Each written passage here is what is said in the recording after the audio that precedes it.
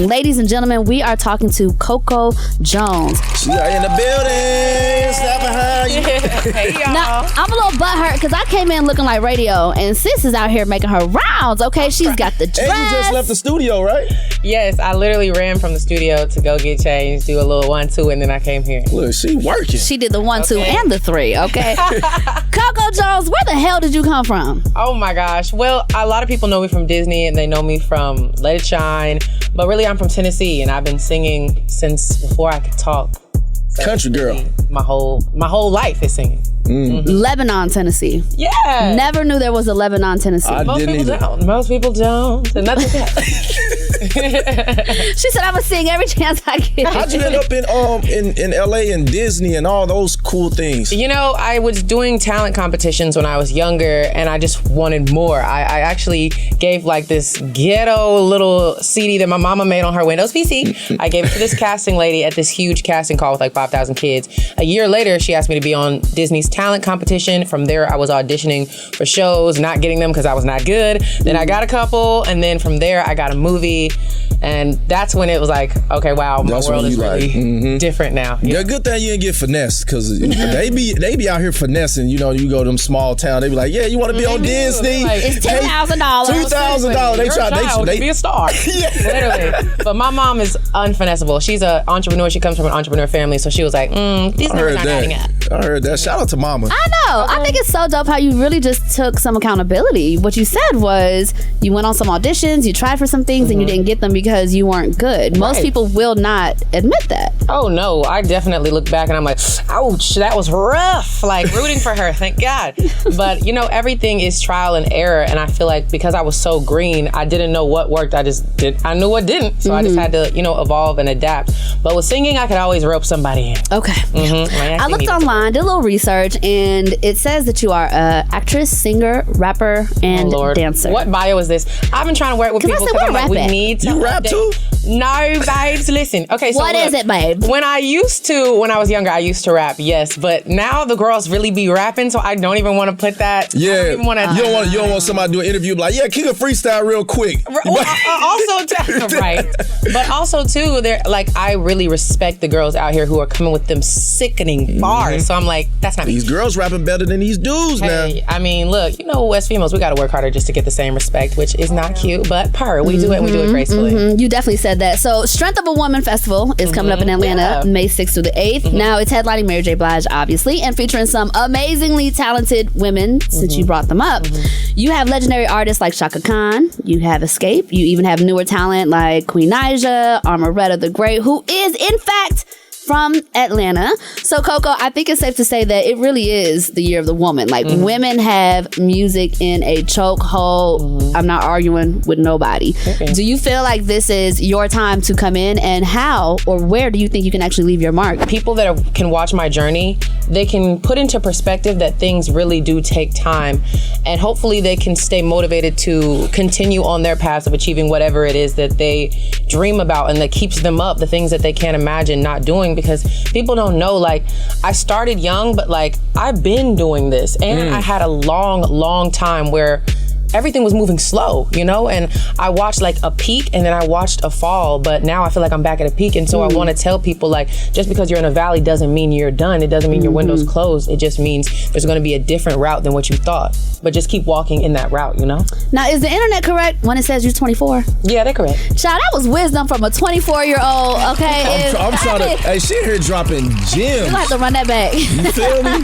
Run that back. Thank you. So tell me what came first, music or acting? Oh, music for sure. Music for sure. I won this talent competition. I was competing against my age. I won that one, and then I competed against adults. I won that one, and the judge was the one that was like, okay, I'll work with her for free. He worked with me for a year, and that's when I created that ghetto little EP about like sleepovers and basketball. I was playing basketball at the time. It was a start. It was a start. So singing was my first thing, and then I was bothering my mom, like, what else can I do? She was like, just audition for this broccoli commercial. I don't know, child. So then I did, and I was like, oh, this is cute too. So I started doing both, and whenever one was like slower, the other one would be faster. Vice versa. So you always had something to do. I always had something. Well, she's smart. She know how she like, I'm gonna work every angle. Basketball, music, acting. I'm gonna do it all. Oh my God. Where did basketball come from? Is that a real thing? Well, for me? Yeah. Yeah. My dad played professional football. So I thought sports was gonna be my way in. But then I realized that you can get paid to sing. And I was like, I'm gonna take a permanent timeout. So were you really not into sports? It was just more like the family. Oh no, I was into it. I'm so competitive. Okay. I was very into it, but I was more like, I felt more in my passion bag when I was on a stage or when I was in a studio. So I had to chase that. How tall are you? 5'10". 5'10". That's a good height for like women's basketball, right? Yes, that's I would never know. I'm not even 5 feet, so I just. So you definitely wouldn't know. Relax. Oh my gosh. Okay, so how the hell did you get the role of playing Hillary Banks on Bel-Air?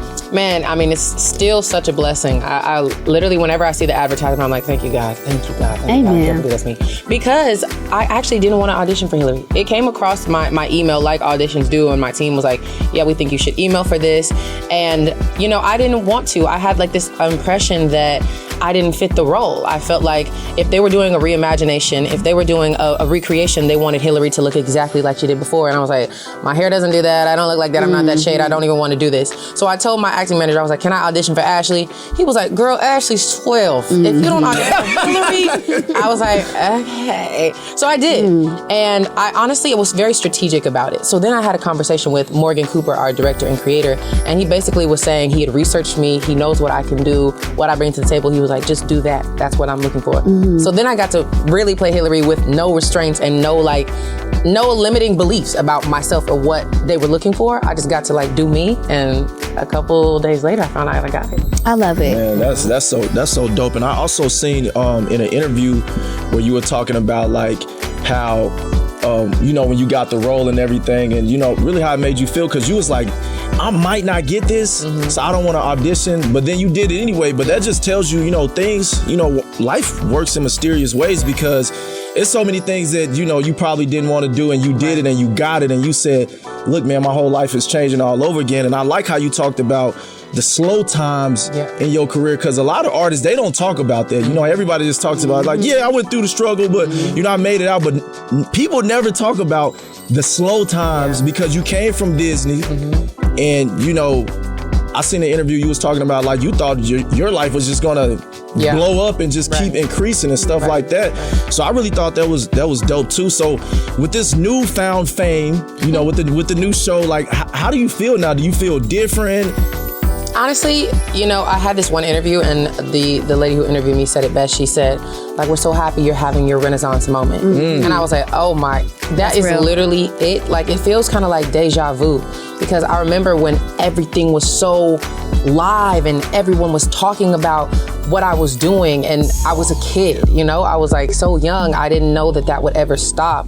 And so for me now, I love that I get to have this opportunity again to like kind of reintroduce myself, you know, because now I'm grown. Nobody's telling me what to say or what lines. Like I'm playing this dope character, and I know who I am musically and sonically, and also I have all this experience. So I'm like a Ricky and a bit.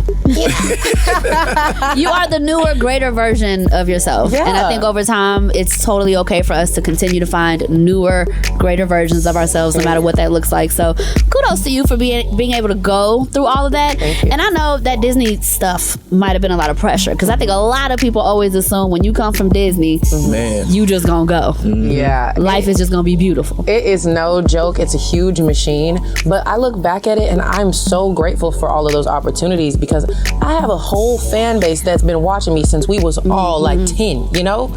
Like, it's crazy. They're not like, you know, faulty. They really stuck with me. So I'm like honored, and hopefully with my new music and with these new projects, I can inspire them to keep going, and like I can be like, thank y'all for rocking with me, you know, because without your fans who's checking for you, hello, I'm grateful for them. Because I was like, sis got like over 1 million followers. I know it didn't come from Bel-Air, which just premiered a couple weeks ago. I was thinking the same thing. I was like, damn, she billing. They love her. So did you question your role because of skin complexion? Did you feel like that was going to take a big part in it? Oh, I mean, when I auditioned, I thought that they were, you know, looking for someone of a lighter shade to really be similar to OG Hillary. So that made me kind of like apprehensive to audition. But once I got the role, I was like, okay, this is huge. This is a huge moment. This is an honor. This is about representation. This is about opening minds of people who look like me. This is way bigger than me, you know? Yeah. It's so sad how colorism plays such a big part in even the things that we think we should try to achieve or things we should go for. So I'm glad that you continue to push through. Yeah. Because who else would they have gotten for that role? Like, everyone seems to absolutely love you in the role. Thank you. It's not about color. But if y'all don't know, she's beautiful, black. She's got some color to her. And I think that's why it's so dope that you're so pro-woman, because we want to see more dark-skinned or darker-skinned women in the industry. And you just seem so genuine and proud to be who you are. So we're excited to have you on the show today. Thank you so much. I'm happy to be here. Coco Jones, please tell everyone where to follow you. Yes, my Instagram is Coco Jones, my Twitter The Real Coco J, and my TikTok is Coco Jones, because you know the TikTok be running it up. It's the TikTok. I'm trying to tell you. I mean, she almost got 2 million followers. Not like she need any more followers. I mean, more followers, more money. That's one period. I'm very much a good. businesswoman. We'll take 'em Follow off. me, okay? Stream Caliber. Watch the show. I'm an advertisement. Come on now. We're going to take a quick commercial break, but when we come back, we're going to do Baller Mail. Uh-oh. Message. Welcome back to the BallerAlert podcast show. Ferrari is out on vacation being nasty. He is. But I am here to do the Baller Mail. Y'all ready? Ready. All right, this one is kind of crazy. What's up, y'all? What's up, Baller Nation? My twin brother is smashing our cousin. His nasty ass won't stop, and it's completely out of pocket. And I want to tell our dad and our cousin's dad, this is completely disgusting, and I feel like I need to put them on blast. What do y'all think? Honestly, this is chaotic. It's chaotic what I'm hearing. Oh my God. Okay, so as I was coming up, I was always like the goody. I was always like the second mom. I'm the oldest of all my siblings. So my intuition is saying snitch. My intuition. But you know what? Here's another thing. I feel like karma is a mother. It really is. And so sometimes, I don't know. Me personally, I would maybe, you know what I would do? Maybe I'd be on some like inspector type stuff, like leave some clues around, so that way the Lord can tell them, and they'll see the clue, and then they'll piece it together. And then I wasn't a snitch, you know what I'm saying? I was just working for Christ, you know. Let the Lord do His work. Let the Lord do His work. You know, I was just letting them use it. Amen, girl. I don't got nothing to say. All I'm gonna say is y'all nasty, and you know, if you need to snitch, then go ahead. I'm sorry, like snitch. You know what else you could do? You could write an anonymous email. That's what I'm saying. Just tell all the tea and don't sign it. Just put with love. Just type it up and just drop it. Because really, they can trace the email. They can see where the email, you know what I'm saying? Yeah, so don't do that. There I go, getting caught again. Just say, look at you, girl. You know she a goody good. She don't even know how to do stuff and not get caught. Well, I'm going to send an email about this. No, like, wait, you got your email address on here. Per my last email, Cousin Joe is still fucking Cousin Reese. And I don't like this. LOL, not per my last email. Lord have mercy. Coco, once again, thank you for coming and kicking it with us at the BallerAlert Appreciate you. podcast. We like to have a good time around these parts. We honestly, we're going to continue to follow your career. We would love to have you back anytime you want to share some news, whether it's more music, more acting, or when you do fall in love with somebody's son or daughter. You can always come back and just let us know. Period. Yep. BallerAlert.